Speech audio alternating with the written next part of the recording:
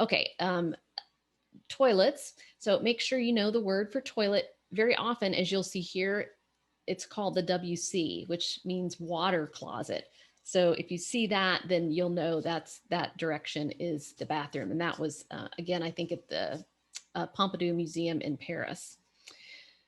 Toilets. This was a shocker for me. Very often the toilets look like that, even in really nice places. In fact, you're almost lucky if it looks like that. So I always recommend carrying tissues with you so that you can put them on the seat if you're going to attempt to sit down. Guys have it much better in this situation than girls do. I don't know if they're used to standing up and using the restroom over there, but it's that can be pretty tricky if you're used to sitting down. Now, I have also seen in Tuscany literally a hole in the ground.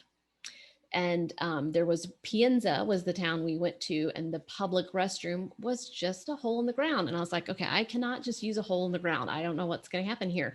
And we were able to find on the other side of the town, there was a paid toilet. So that's a very common thing too. So like at Notre Dame and some of the sites in Paris, you'll find paid toilets. So it's always good to have some euro coins on hand because they cost a certain number of euros to use the toilet. And when we were in France last, we were in Aix-en-Provence, which is a lovely town. Highly recommend it. It's in the Provence region of southern France. But they literally had a public toilet that was this huge thing. I wish I had gotten the picture of that. But it's like you went in the toilet and you had to pay for it, and then it like cleaned itself when you were done. Pretty cool. So at least you knew you were walking into a clean toilet that cleaned itself after the last person used it. So very interesting.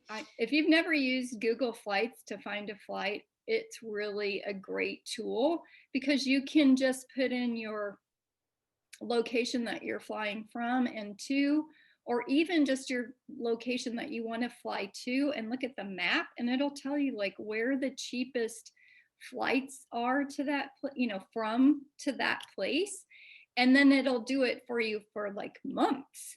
And so that's basically what I would use so like the first time we went, we had a specific date we had to go to Norway, but the second time we went, that's what I did. I looked at their monthly calendar and just picked, the cheapest time during the summer. So. And my Aer Lingus trick, which is 26,000 miles round trip to Dublin. However, it cuts off in about the second week of June. So to your point, if you wanted to fly in the summertime beyond that, you're into their peak season and it right. Costs more. But yeah, so that's a good deal.